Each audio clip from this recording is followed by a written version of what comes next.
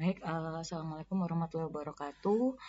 Pada pertemuan pagi hari ini, Jumat, tanggal hari Jumat tanggal 2 Mei 2025. Perkenalkan, nama saya Rasida Sabiha. Saya di sini sebagai dosen pengampu untuk mata kuliah analisis non-stasioner, analisis sinyal non-stasioner. Nah, setelah minggu UTS ini, saya akan mengajar bersama dengan Bu Nada. Jadi untuk minggu 1 sampai minggu 3 itu saya, dan untuk minggu 9, 10, 11 itu saya, dan minggu 12, 13, 14, 15 itu nanti adalah Bu Nada. Baik, jadi di sini terdapat materi pendahulu dari Bu Nada yang akan saya bawakan, yaitu untuk penjelasan analisis sinyal non-stasioner. Baik, jadi di sini kita akan membahas beberapa poin ya, beberapa outline. Jadi yang pertama stationary versus non-stationary signal, terus ada analisis sinyal EG, analisis sinyal HRV, ada short time Fourier transform, dan yang terakhir adalah wavelet transform. Begitu. Jadi goals-nya di sini ada 5 poin tersebut gitu. Nah, untuk reference main-nya bisa dilihat di sebelah kanan ya. Ada beberapa main-nya, reference main-nya ada dari Carl Ernst dan lain sebagainya, ada Leon Cohen dan lain sebagainya. Nah, juga ada beberapa paper ya. Jadi ada beberapa paper dari Bu Nada.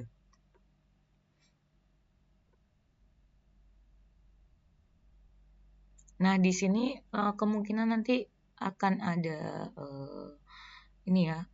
project program begitu. Nah, nanti untuk lebih lengkapnya nanti akan dijelaskan pada saat waktunya Bu Nada begitu.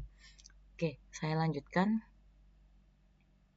Nah, ini untuk penilaiannya. Jadi assignment-nya itu berupa 30%. Nah, di sini ada signal processing practice, terus ada aplikasi design analysis software, ada final project. Terus ada report 20%, jadi report analysis, report explanation program, mid exam-nya 20%, final exam-nya 30%. Dan selanjutnya untuk peraturan dari Bu Nada, batas keterlambatan 15 menit, pengumpulan tugas telat 1 hari minus 10 dari nilai aslinya. Terus saat di kelas, HP dan laptop dimasukkan tas kecuali ada instruksi ya. Oke, saya lanjutkan. Jadi kita mulai ya. Yang pertama, sinyal ECG, elektrokardiograf.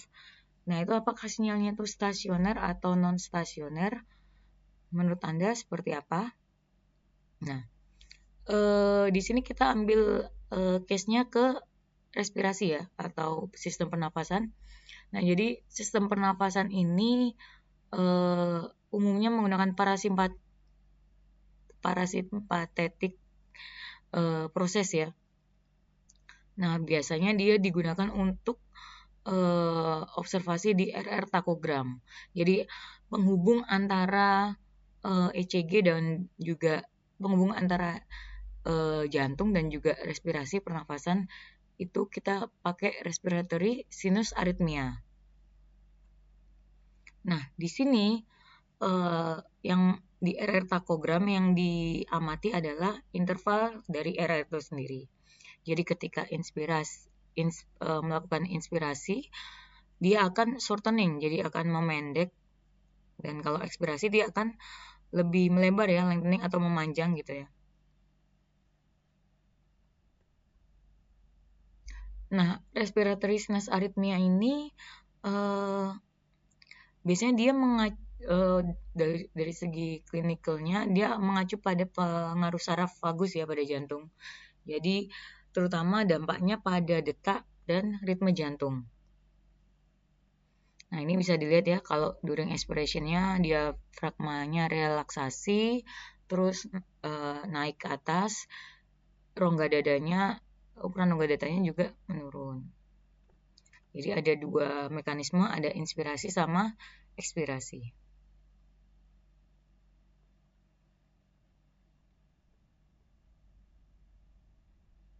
Oke. Nah,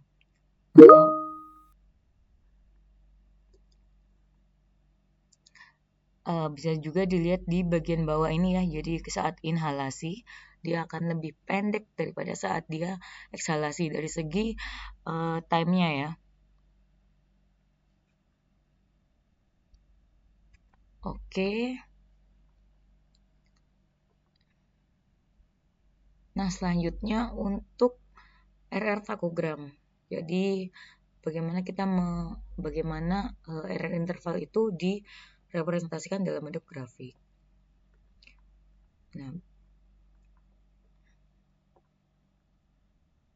Nah, jadi yang atas ini adalah bentuk-bentuk daripada RR ya. Jadi untuk setiap R dalam domain waktu itu diplotkan di bagian bawah. Jadi ini hanya ngeplot bagian RR interval saja. Lalu yang bawah ini, nah RR takogram seperti tadi sudah dibilang, jadi dipengaruhi oleh saraf simpastetik dan saraf parasimpatetik. Nah, kalau saraf simpastetik itu bisa dia fight or flight, kalau parasimpatetik dia rest dan digest ya. Jadi lebih ke istirahat kalau parasimpatetik, kalau simpatetik lebih pada kontraksi ya. Nah, keterkaitannya, jadi otak sama sistem saraf itu biasanya juga otak dan sistem saraf itu mendukung dari jantung. Ya, jadi kayak pandangan kita, terus kayak suara, bau, rasa, atau sentuhan, nanti akan memberikan informasi ke otak tentang apa yang ada di sekitar kita. Nah, selanjutnya otaknya itu akan memberikan command atau direct line untuk jantung itu. Nah, apakah jantung itu harus berdetak lebih cepat atau bekerja lebih cepat atau bagaimana begitu dan speednya. Jadi di situ di direct line-nya itu nanti ada autonomic nervous system ya. Nah, di situ ada simpatetik dan parasympathetic nerve. Gitu. Nah, kita lihat di sini untuk parasympathetic dan sympathetic nerve. Jadi di sini kita amati pada dua buah domain ya. Kalau kita bicara sinyal, berarti kita amati dua buah domain. Yang pertama ada domain waktu, terus ada domain frekuensi. Nah, jadi di sini plotnya ya, bawah itu sumbu X-nya itu bit, sumbu atasnya itu RR interval di second kalau di time domain. Sedangkan kalau di frekuensi domain, sumbu bawahnya itu frekuensi, sumbu atasnya itu PSD ya. Begitu. Lalu kita lihat di sini. Nah, biasanya kalau kita tinggikan PNS atau parasympathetic nervous system, biasanya dia akan memperpendek RR interval. Jadi shorter RR interval ini. Dan menurunkan heart rate variability. Jadi nanti LF-nya atau low frekuensinya itu akan lebih tinggi. Sedangkan kalau di sympathetic nerve, ketika kita meninggikan aktivitas simpatetik ya, nah nanti akan menjadikan interval R to R-nya itu lebih panjang gitu. Atau slower heart rate ya. Jadi tidak berdetak sebegitu kencangnya ya. Jadi lebih pelan gitu. Terus meninggikan dari heart rate variability. Nah, untuk pada umumnya itu ya, power spektral di RR takogram itu dibagi atas 4 buah bandwidth ya. Yang pertama ada ultra low frekuensi atau ULF, kisarannya dari 0,0001 Hz sampai 0,003 Hz, ada juga very low frekuensi dari 0,03 Hz sampai 0,04 Hz. Ada juga low frekuensi 0,04 sampai 0,15, ada juga high frekuensi dari 0,15 sampai 0,4 Hz. Nah, ini adalah pembagian dari RR takogram ya, spectral power. Jadi di RR takogramnya dibagi menjadi 4 buah bandwidth gitu.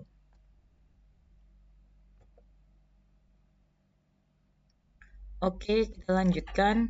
Nah, karena tadi sudah disinggung beberapa tentang heart rate variability, jadi di sini kita lanjutkan ke analisis heart rate variability. Nah, seperti namanya ya, heart rate variability berarti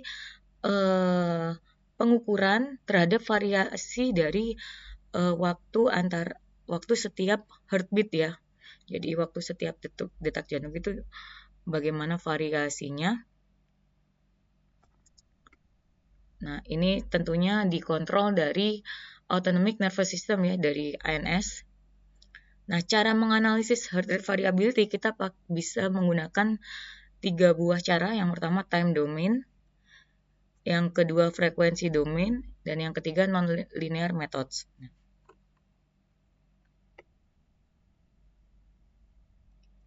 Oke, misalkan yang pertama kita analisis ECG di time domain ya. Nah, caranya kita lihat di sini. Di subjek A, itu average error intervalnya 650 millisecond per 92 ppm. Dan mean RMS-SD-nya 313 ms. Sedangkan di subjek B, error intervalnya sama ya, tapi mean RMS-SD-nya lebih kecil.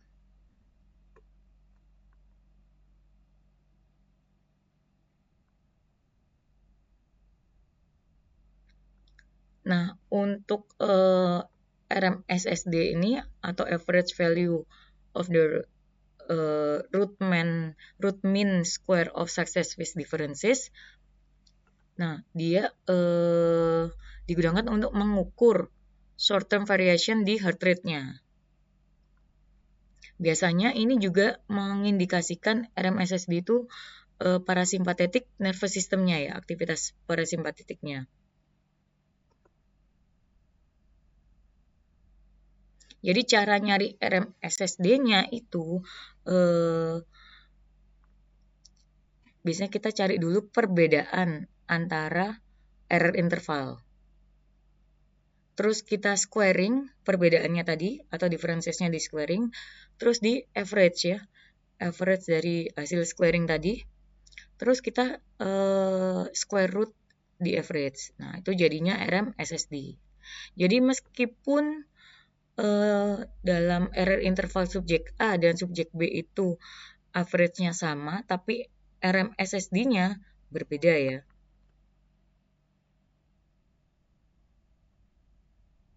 Nah, seperti tadi dibilang, RMSSD itu kebanyakan memperlihatkan aktivitas parasimpatetik, yang mana tadi aktivitas parasimpatetik itu lebih ke rest and digest ya.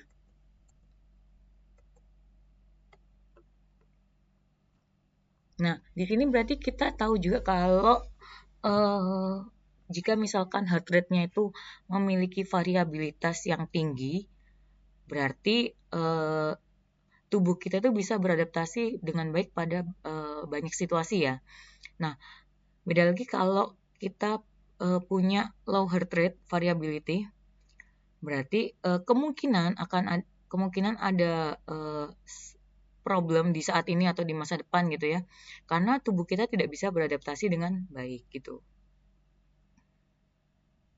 Nah, biasanya people with low heart rate variability itu punya beberapa medical medical condition problem, misalnya kayak diabetes, high blood pressure, heart arrhythmia, asma, anxiety, dan depresi.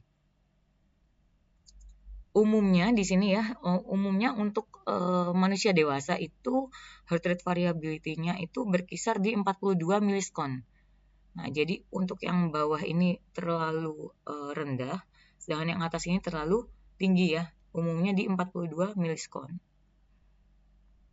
atau bisa juga di 19 sampai 75 miliskon. Jadi saya koreksi yang bawah tadi sudah memenuhi ya. Nah, itu untuk healthy manusia dewasa yang sehat ya. Tapi kalau untuk atlet tentunya heart rate variability-nya juga lebih tinggi. Higher ya, lebih tinggi. Nah, heart rate variability ini juga bisa mengidentifikasikan ya. Misalkan untuk stage of the cancer ya. Nah, jadi kalau misalkan di awal pasien itu terdeteksi cancer, maka HRV-nya itu lebih densitasnya lebih tinggi ya daripada saat dia misalkan sudah stage kemoterapi, lanjut sudah stage tinggal last month of life, atau misalkan ini udah stage 4 ya, biasanya kan dari mulai early sampai ada stage 1, 2, 3, 4 untuk di cancer. Gitu. Jadi Anda lihat dari mulai kiri ke kanan itu densitasnya dari HRV semakin rendah ya, semakin rendah gitu ya.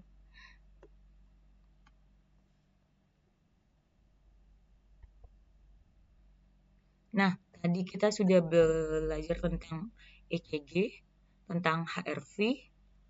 Selanjutnya kita belajar tentang EEG ya.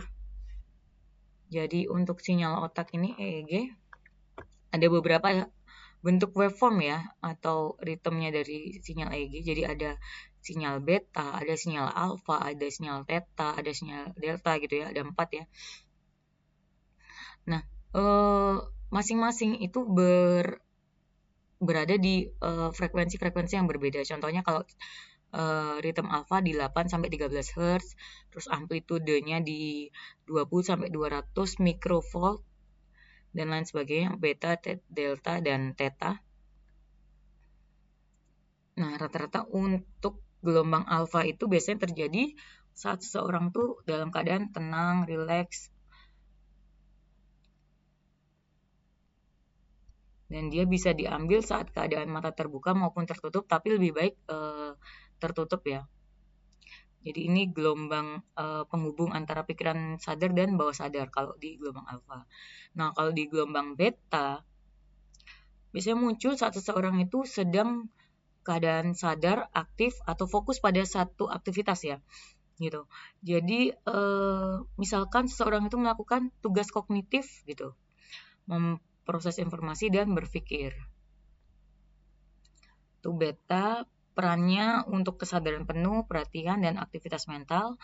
Terus kalau gelombang delta, nah ini gelombang terendah dan paling lambat, biasanya muncul saat tidur nyenyak ya, tanpa mimpi tapi.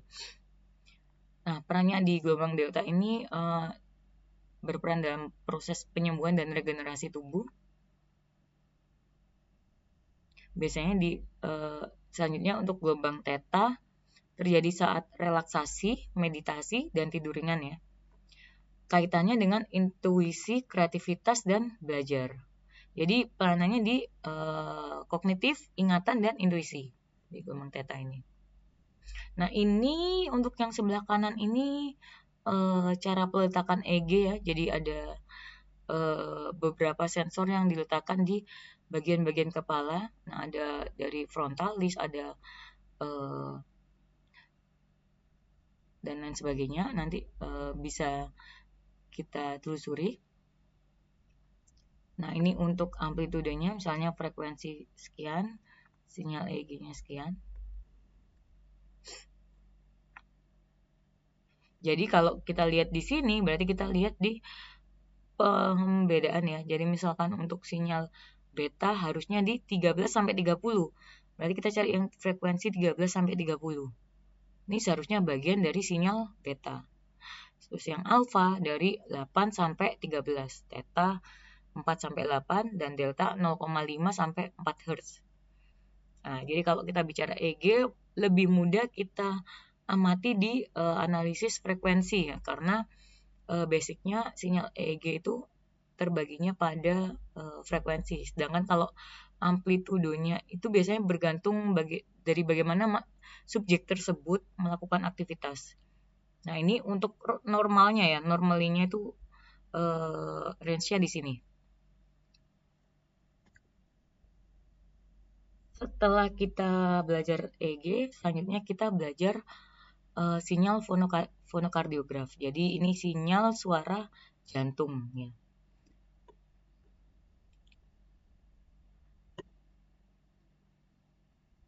Nah, di sini kita lihat ada 3 buah sinyal yang diplot ya. Jadi mohon maaf, ada 3 buah sinyal yang diplot. Jadi sinyal PCG-nya S1 suara dan S2. Nah, di sini yang paling terlihat jaraknya jauh antara S1 dengan S2 ada di bagian paling kiri ya.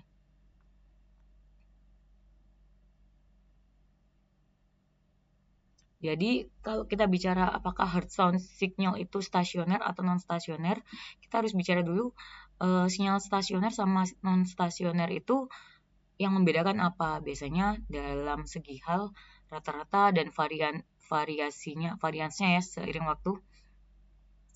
Biasanya kalau sinyal stasioner rata-rata dan variasinya itu konstan, sedangkan kalau non stasioner pasti berubah-ubah.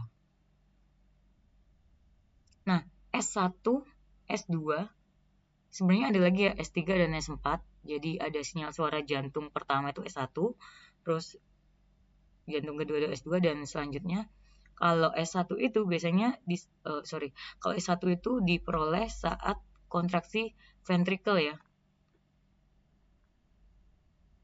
Sehingga aliran darah berbalik secara tiba-tiba dan menumbuk katup atrioventrikular. Selanjutnya daun katup itu menyebabkan berhenti tiba-tiba ya. Terus darah berbalik arah ke ventricle dan bertumbukan dengan dinding ventricle dikarenakan daya elastisitas daya katup yang kaku. Nah, biasanya kalau Anda dengar dep-dep di stetoskop ya. Jadi kalau kita bicara fonokardiograf, kita bicara bagaimana katakanlah dokter itu menggunakan stetoskop. Jadi ada 2 buah bunyi dep dep dep dep. Nah, itu yang S1 yang pertama, S2 yang kedua. Terus suara jantung kedua disebabkan oleh penutupan katup semilunar. Terus kalau suara jantung ketiga itu osilasi darah antara dinding ventricle setelah mengalir dari darah dari atrium ke ventricle. Dan keempat itu kadang ini ya paling sulit dideteksi ya. Jadi S4 itu paling sulit dideteksi. Biasanya dia terdeteksi hanya pada frekuensi 20 siklus per detik atau bahkan lebih rendah. Nah, kalau suara jantung keempat itu biasanya terjadinya akibat masuknya tambahan volume darah ke ventricle akibat kontraksi atrium.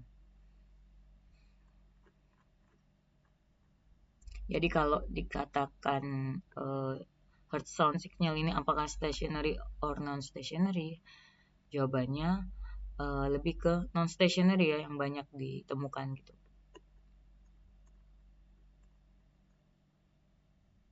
Oke, selanjutnya kita beralih ke sinyal elektromiograf ya. Jadi EMG ini biasanya digunakan untuk mengukur aktivitas listrik dari active muscle fiber ya.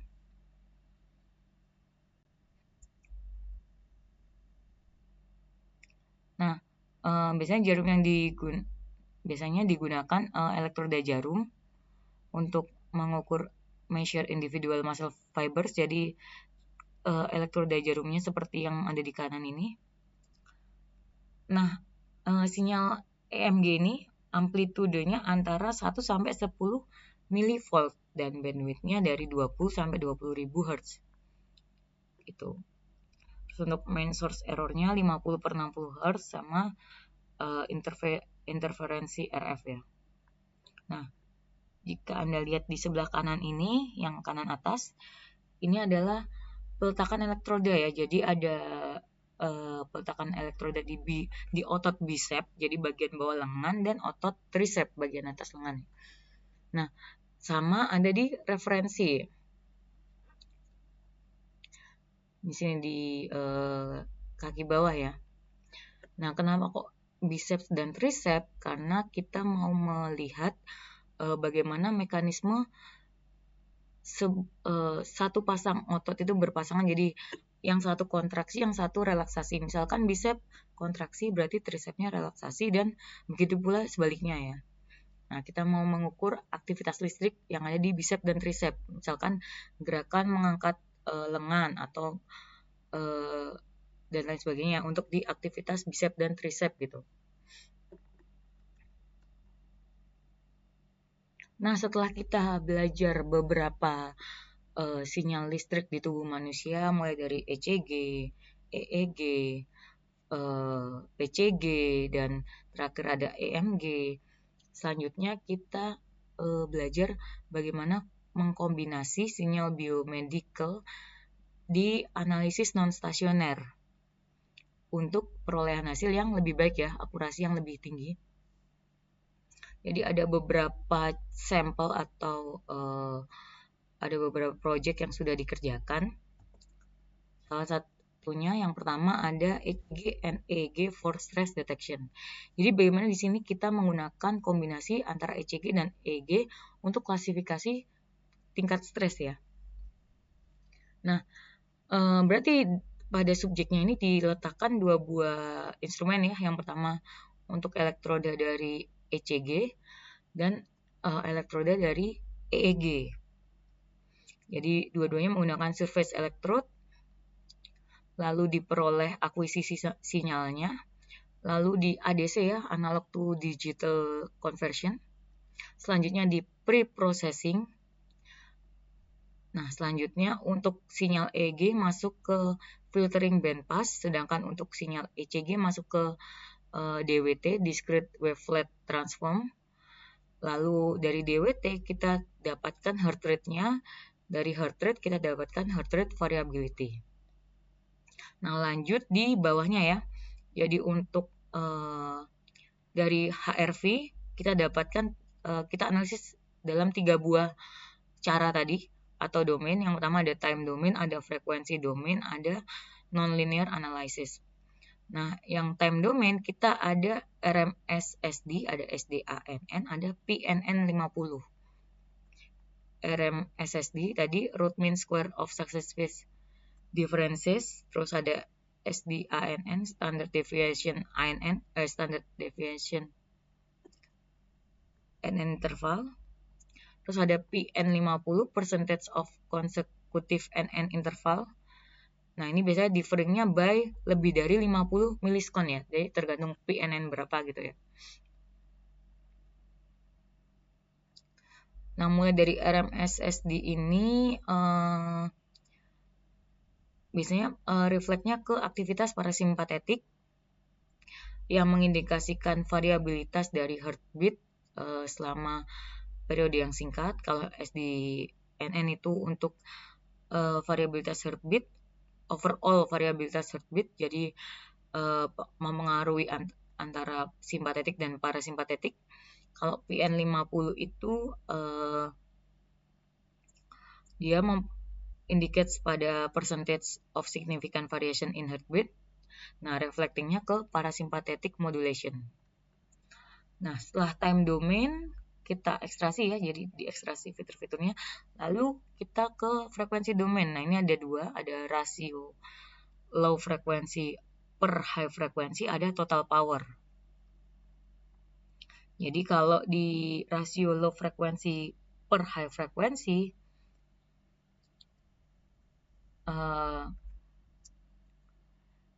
LF itu biasanya lebih cenderung ke associated-nya dengan aktivitas simpatetik. Sedangkan kalau HF itu lebih cenderung ke aktivitas parasimpatetik. Kalau total power lebih ke frekuensi band ya. Jadi total power across all frequency bands. Nah, setelah di frekuensi domain, kita lanjut ke analisis nonlinear. Ada SD1 sama SD2. Di sini maksudnya adalah point care plot ya, jadi ke SD1 dan SD2. Kalau SD1 itu representnya short term variability. Misalnya dia mempengaruhi ke respirasi yang berkaitan dengan heart rate ya. Heart rate fluctuation kalau SD1. Jadi antara respirasi dan fluktuasi heart rate. Kalau SD2 long term variability, jadi pengaruh ke simpatetik dan parasimpatetik activity. Selanjutnya diklasifikasikan menggunakan ANN, tapi sebelum itu masukan dari ANN ada dari ECG tadi yang 3 dan dari EG. Nah, di EG ini hasil dari filtering bandpass di FFT kan, jadi dilihat domain frekuensinya. Nanti ada 3 buah parameter, ada LAPF3, ada LAPF-P1, ada MPF. Nah, LAPF3 sama P1 itu berarti dia localized average power frequency di kanal berapa. Kalau 3 berarti di kanal F3, kalau P1 berarti di kanal FP1 gitu ya.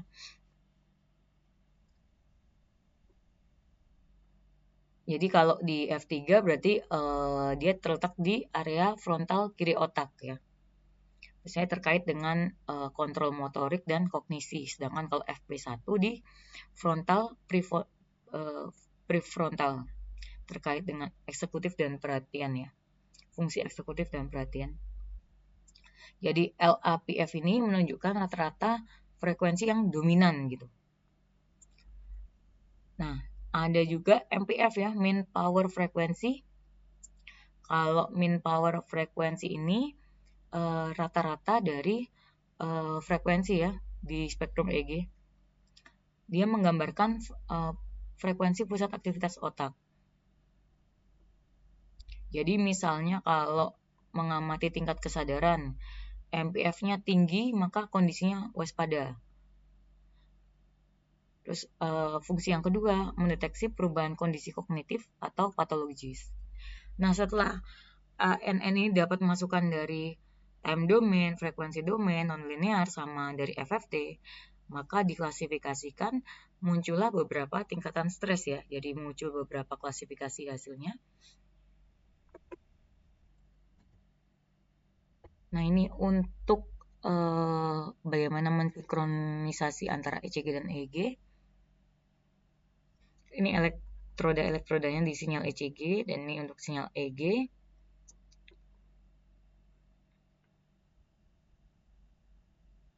Nah, dari raw data ECG tadi dilihat HRV takogram, sedangkan di raw data EEG seperti ini.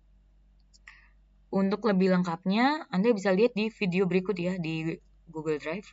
Silakan diakses.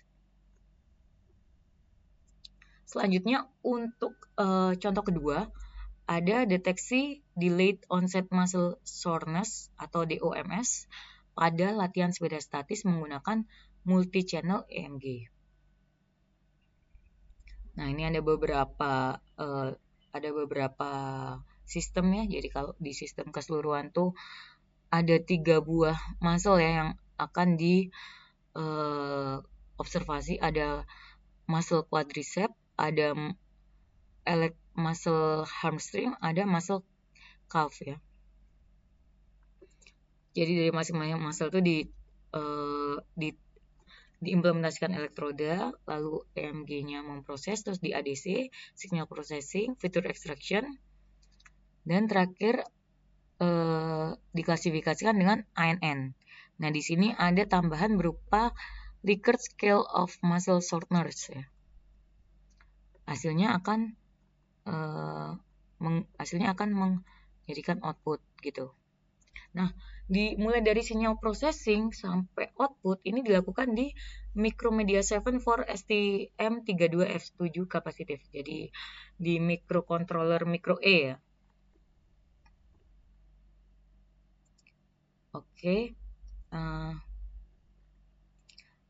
Nah, sebelumnya saya ingin menjelaskan untuk delayed onset muscle soreness itu sendiri pengertiannya adalah muscle pain atau stiffness, muscle pain dan stiffness yang terjadi antara 12 sampai 24 jam setelah aktivitas yang sangat melelahkan atau tidak biasa ya.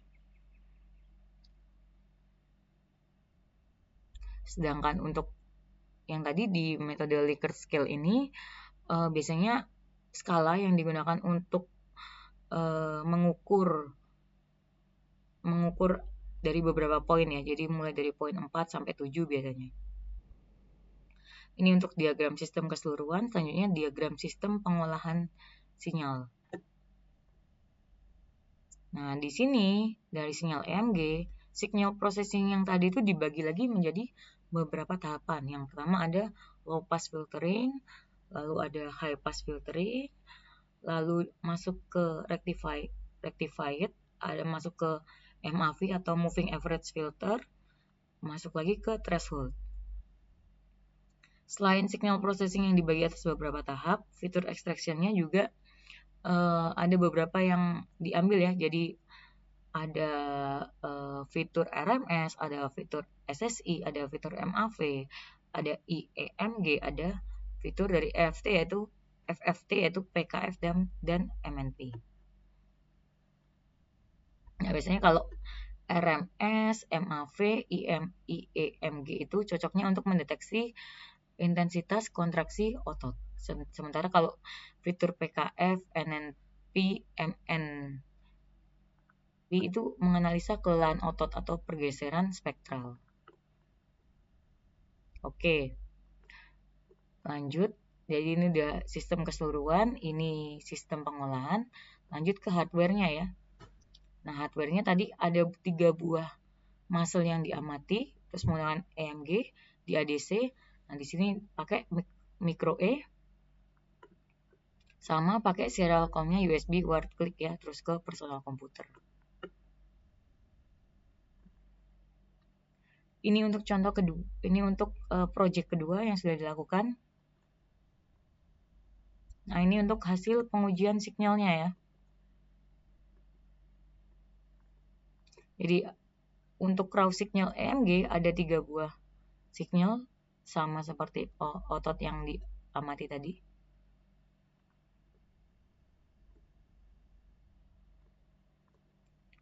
Lalu sinyal tersebut masing-masing diekstraksi ya.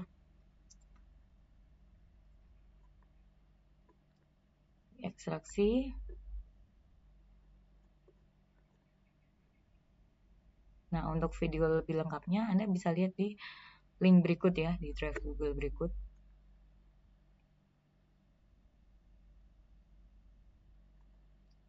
Secara kasat mata kalau kita lihat setelah sinyal ini diekstraksi ya, amplitudo yang paling tinggi itu ada di hamstring muscle ya. Jadi mencapai 2. Sementara untuk time-nya karena sama ya, jadi monitoringnya bareng, jadi time-nya sama.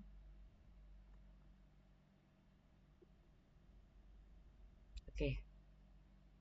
Selanjutnya ada juga project ECG, PCG. Jadi project kombinasi antara detak ECG dan suara jantung ya, PCG.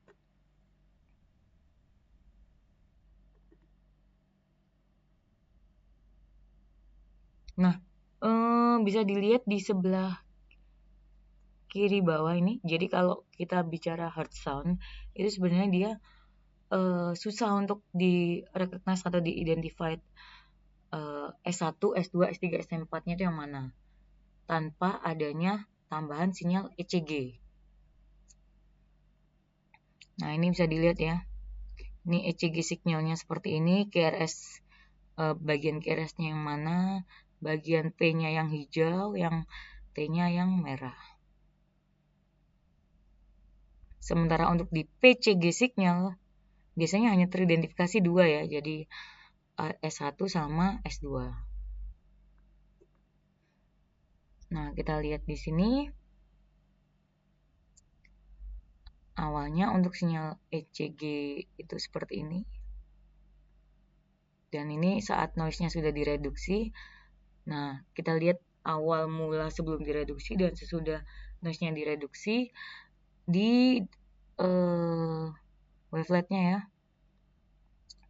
Jadi di sini untuk frekuensinya dari yang awalnya 154,36 sama 151,60 di time second sekian. Jadi 151,60 sama 148,94. Jadi ini yang belum tereduksi noise-nya, yang ini sudah bersih ya dari noise atau sudah di pre-processing.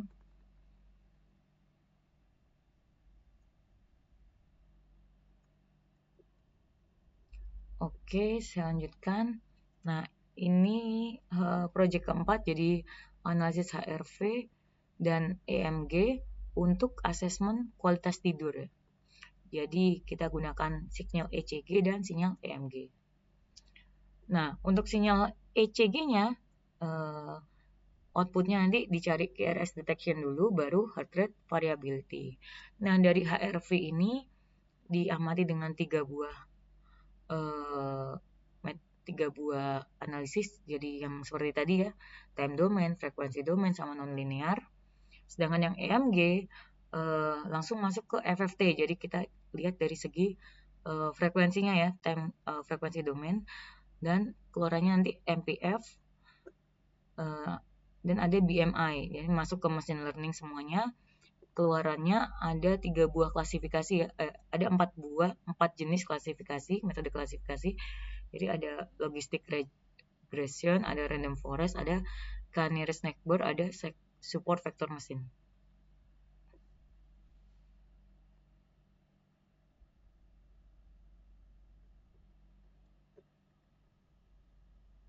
Oke, setelah kita mempelajari masing-masing dari sinyal tubuh manusia, terus kita juga mempelajari kombinasi antara sinyal-sinyal tubuh tersebut, terus sekarang kita mempelajari sinyal stasioner dan sinyal non stasioner. Bedanya apa gitu ya, atau penjelasan lebih lanjutnya bagaimana? Nah, di sini kita akan mempelajari. Jadi untuk non stationary di time series, apa sih itu non stasioner ya? Mengapa itu menjadi penting? Terus bagaimana kita itu mendetermine atau mendeteksi mana time series itu yang merupakan non stasioner gitu. Jadi kita lihat di time seriesnya ya.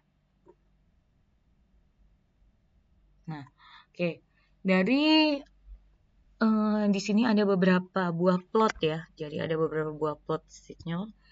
Yang pertama ada Google Closing Price, ada change in Google Price, ada strikes US, ada house sales US, ada egg prices US, ada pig slaughter Victoria Australia, ada link trap Kanada, ada beer production Australia, ada gas production Australia. Nah, bawahnya itu time series ya, jadi ada yang day, ada year, ada month, ada juga quarter. Nah, di sini pertanyaannya, yang mana sinyalnya itu yang merupakan sinyal stasioner gitu. Nah, berhubung kita pembelajarannya secara online satu arah, jadi saya berikan penjelasan saja ya. Jadi untuk beberapa plot sinyal berikut yang merupakan sinyal stasioner itu ada di plot B, ada di plot D, terus ada di plot G, sama ada di plot H. Oke, sekarang kita lanjut ke alasannya ya. Yang A itu kenapa non stasioner? Karena dia ada trennya naik gitu. Yang B kenapa stasioner? Karena tanpa tren ya, dia fluktuasi acak tanpa tren. Yang C itu non stasioner karena ada tren naik.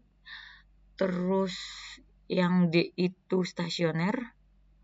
Yang E itu non stasioner, ada tren menurun. Yang F itu non stasioner karena variansnya berubah-ubah ya.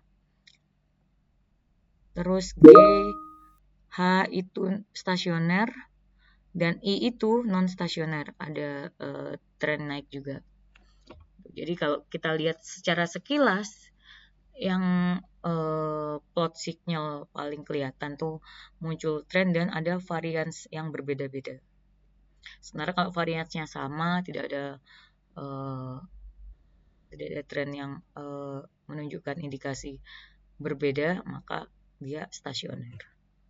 Ini dari identifikasi di time series ya.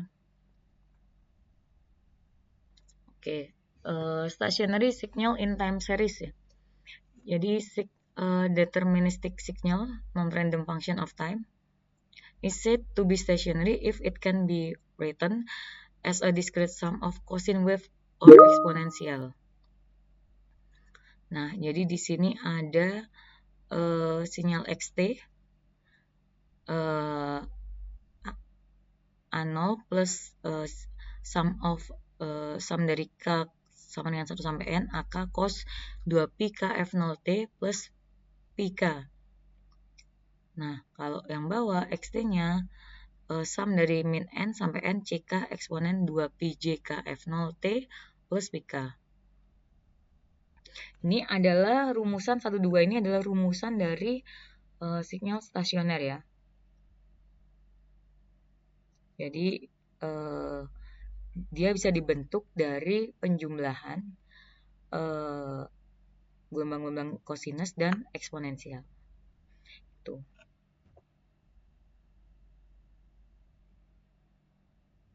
Nah, kalau tadi kan in a deterministic signal ya, jadi non-random function of time. Kalau di varies over time atau random case, sinyal Xn itu dikatakan stasioner jika variansinya bergantung pada waktu. Terus dia punya rata-rata yang konstan dan variansi yang konstan. Nah, ini rumus dari variansi ya. Sigma kuadrat sama dengan E dalam kurung X min mu kuadrat. Atau sama dengan 1/n sum dari 0 ke n min 1 X min mu kuadrat N.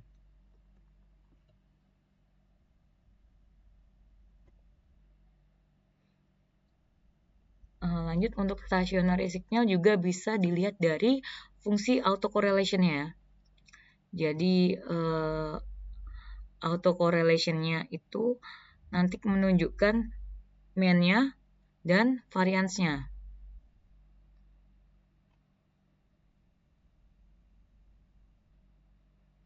Jadi bergantung pada distance-nya atau lag-nya dari sinyal tersebut.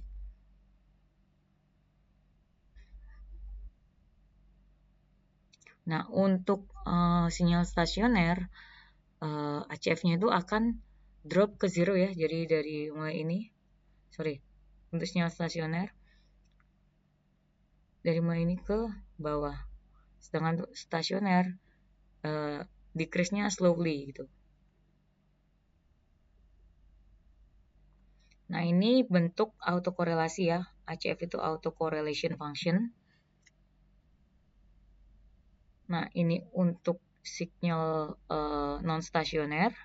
Ini untuk sinyal stasioner. Bentuknya akan seperti ini. Jadi kalau non-stasioner, decrease-nya pelan-pelan. Kalau stasioner langsung drop ya. Langsung drop ke bawah. Oke, lanjut kita ke sinyal non-stasioner. Jadi min-nya change ya, jadi rata-ratanya itu berubah, variance-nya itu bergantung waktu. Untuk teori autocorrelation sebenarnya nggak dapat dipastikan ya.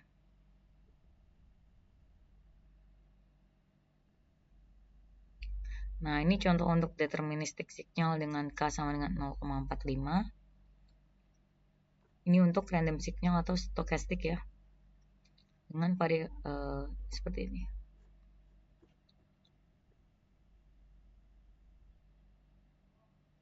Nah, identifikasi sinyal non-stasioner di domain frekuensi. Nah, ini bisa dilihat atas itu domain series, time series, bawah itu frekuensi ya. Jadi untuk sinyal non-stasioner seperti ini, maka frekuensinya juga nggak rapi ya, nggak rata, nggak amplitudenya sama, jadi berbeda-beda tergantung frekuensinya. Sedangkan di sampel of cost signal dengan 5, 10, 20, 50 Hz yang digabungkan, maka Fourier transformnya akan menghasilkan amplitude dari frekuensi yang besarnya sama ya.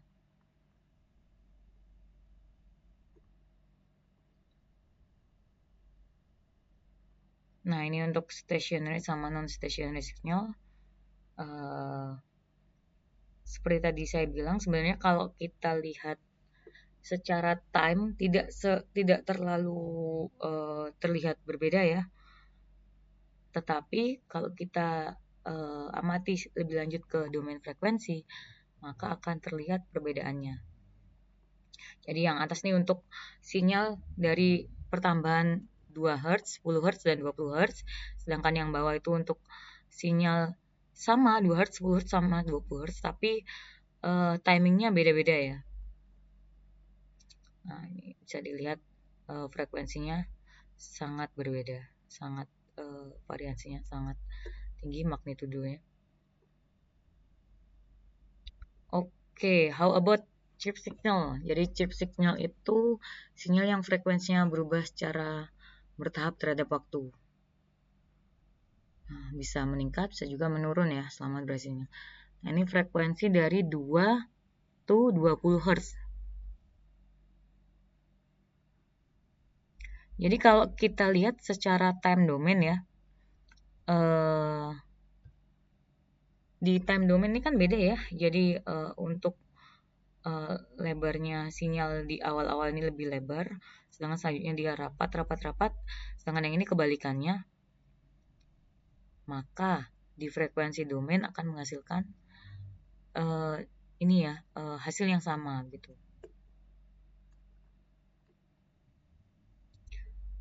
Nah, ini untuk Fourier transform. Jadi kita nggak tahu apa yang akan terjadi di frekuensi itu pada waktu tertentu. Nah, kita butuhkan waktu dan juga frekuensi pada saat yang sama. Dan perlu diingat kalau biological or medical signal seperti ECG, EGM gitu selalu non-stasioner.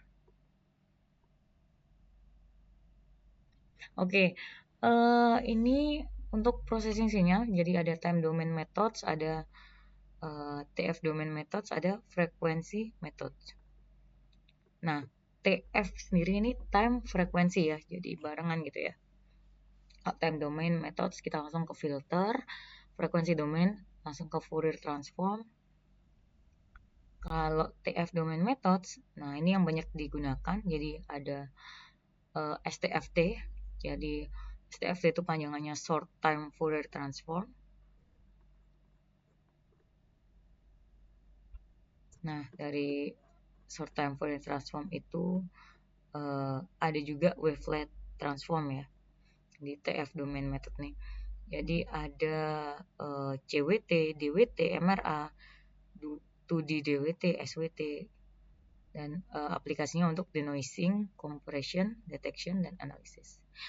Nah, untuk CWT itu continuous wavelet transform. Dia transformasi wavelet continue terhadap waktu dan skala.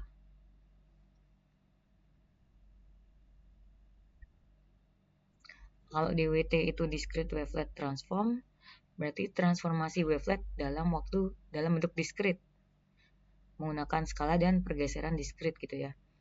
Nah, nanti kalau di DWT itu ada sinyal approximation, ada sinyal detail. Biasanya approximation untuk frekuensi rendah, detail untuk frekuensi tinggi. Terus ada MRA, multi resolution analysis. Nah, ini biasanya memecahkan sinyal menjadi beberapa resolusi yang berbeda. Gunanya untuk denoising, kompresi, deteksi fitur.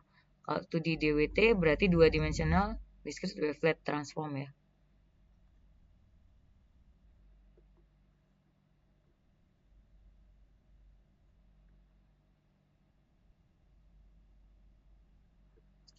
Lalu yang terakhir ada SWT, stationary wavelet transform. Jadi variasi dari DWT yang tidak melakukan downsampling ini intinya.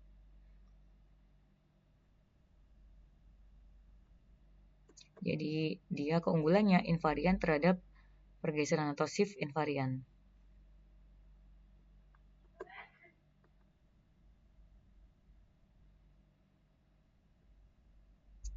Oke, kita lanjutkan. Ini bagian ke short time Fourier transform ya, STFT. Jadi untuk rumusannya STFT ini ada variabel T aksen dan F ya, atau integral xt ini sinyalnya, WT min T aksen. Nah, W ini window functionnya ya. Jadi kalau di window function kita ada Hamming, Henning, Gaussian gitu. Nah, ini kita lihat tau-tau yang berbeda ya. Mulai dari tau min 8, tau min 2, tau 3, dan tau 8. Bagaimana hasil dari STFT-nya? Jadi window function-nya min 8 di sini, min 2 di sini, 3 lebih ke kanan, 8. Ternyata yang lebih representatif di sinyal dominan yang min 2. Tapi untuk sinyal-sinyal yang lain tetap bisa diambil representatifnya ya. Nah, ini untuk amplitudo sinyalnya. Ini untuk parameter di windowing-nya. Nah, ini hasil dari STFT-nya ya. Di kiri dan di kanan.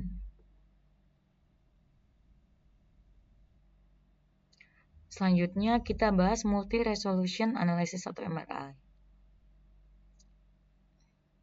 Nah, ini biasanya memberikan resolusi dengan waktu yang baik dan frekuensi resolution pada frekuensi yang tinggi. Dan sebaliknya ya.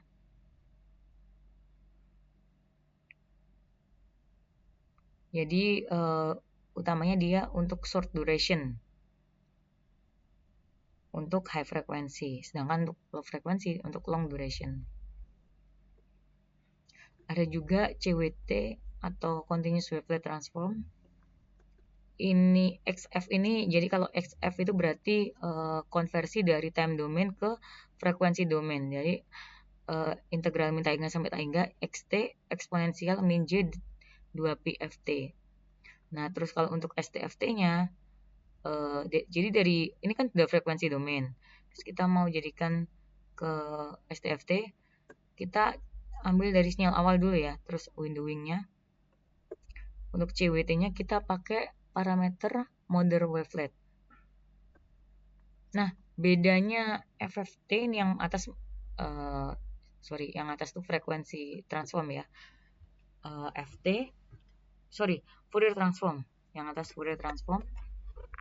Terus STFT sama CWT kalau Fourier transform itu biasanya menghitung spektrum frekuensi ya umumnya. Terus kalau STFT itu menambahkan informasi waktu. Jadi short time Fourier transform berarti ada short time, ada time-nya. Menambahkan informasi waktu dengan mengalihkan sinyal dengan window. Terus kalau CWT berarti ada penambahan berupa parameter wavelet ya di sini. Nah, kelebihannya kalau di CWT itu resolusinya multi resolusi ya, jadi resolusi waktu tinggi di frekuensi tinggi dan sebaliknya. Bisa di CWT ini cocok untuk sinyal non stasioner. Tapi tentu komputasinya lebih berat ya daripada Fourier transform dan STFT.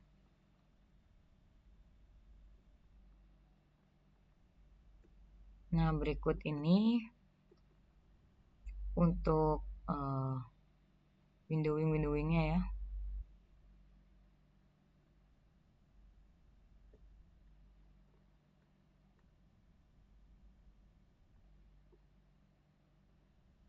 Ini S sama dengan 1, ini S sama dengan 5, dan yang bawah S sama dengan 20.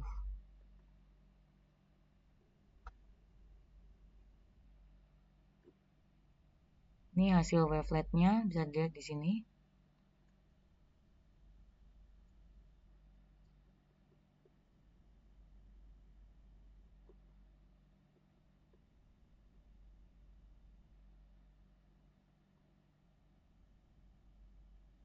Nah, jadi kalau kita lihat di sini, di bawah ini kan variabel waktu ya, terus di atas tuh variabel frekuensi.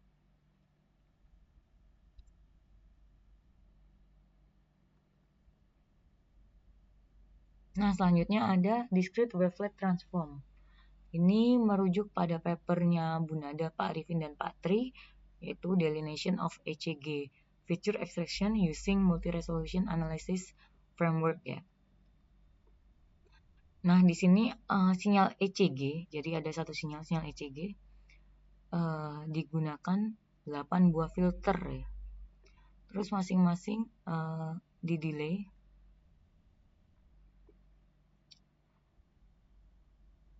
Jadi awalnya itu datanya itu direkam sebanyak 6-8 signal cycle dengan lebar data itu 5000 dan sampling frekuensinya itu 1000 Hz. Nah, masing-masing data itu akhirnya dideteksi morfologinya menggunakan zero crossing sama modulus maksima minima ya. Modulus maksima minima. Nah, delineation tadi dari onset, offset, sama peak setiap gelombang itu diproses untuk memproduksi parameter ekstraksi dari ECG signal ya. Jadi nanti datanya akan diproses menggunakan mean sama standard deviation.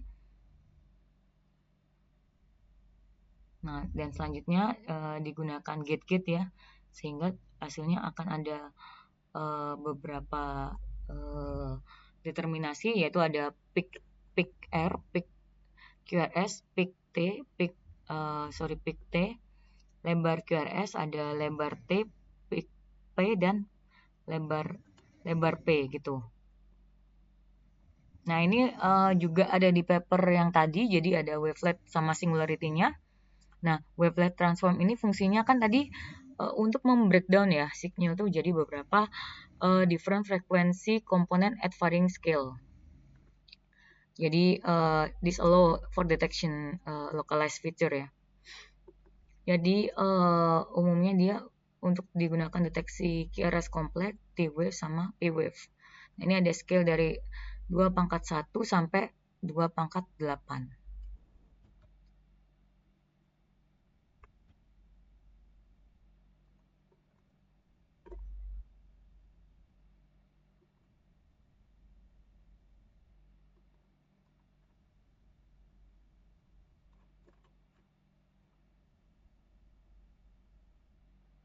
Nah, untuk scale 2 ini kan outputnya nanti deteksi PQRST ya. Jadi satu-satu. Untuk QRS kompleks misalkan cara mendeteksinya itu calculated by filter bank dari scale 2/1 sampai 2/7. Terus di compare dengan threshold. Terus menggunakan zero crossing. Jika outputnya lebih dari threshold, maka high pulse would be generated with a delay of T7 sampai TJ. Nah, terus pulse-nya tadi pada setiap skala dikombinasikan menggunakan logic gate N ya, dan mendeteksi QRS location. Nah, itu untuk QRS. Nah, untuk T-wave juga ada lagi ya, T-wave itu di scale 2/7 sampai dan 2/8. Untuk P-wave itu di 2/7 spesifik.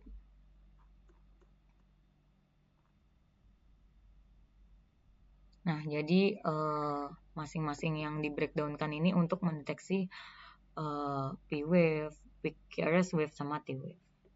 Gitu untuk wavelet dan singularity-nya. Ini sebenarnya sinyal aslinya seperti yang di atas nih, XT-nya seperti ini. Tapi di breakdown masing-masing ke scale-nya.